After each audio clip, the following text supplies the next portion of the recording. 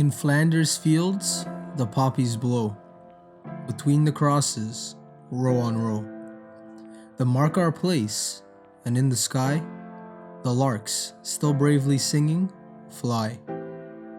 Scarce heard, amid the guns below, we are the dead, short days ago.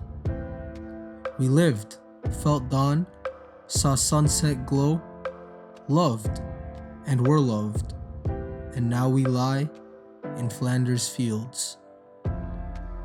Take up our quarrel with the foe, to you from failing hands we throw. The torch be yours to hold it high.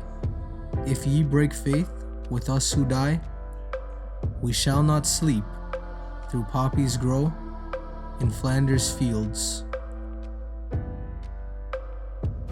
Alright, so the first question to ask you is, how are you going to celebrate Remembrance Day this year? I don't really celebrate, but I do remember. Up here on the board, I had put a picture because I do have a personal connection to World War II. This is a photograph of my grandfather, who was a pilot in the Second World War and actually died. So he is buried in Belgium. As a family, we always commemorate Remembrance Day. It's always been a presence.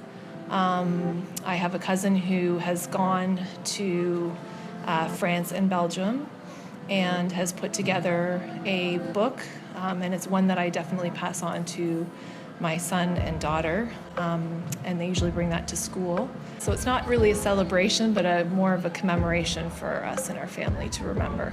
I think it's important to remember to celebrate Remembrance Day because it reminds us of what once was, what may be, and what we wish to avoid. We don't want to repeat some of our same mistakes, and as we know, history has a tendency of repeating itself. And being a mom and having a son, I would never want him to be going to war or experience the catastrophe of war.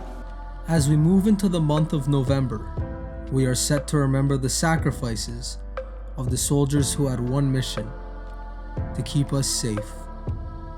The work of these men and women can be seen all around us today, in our freedom and in our love.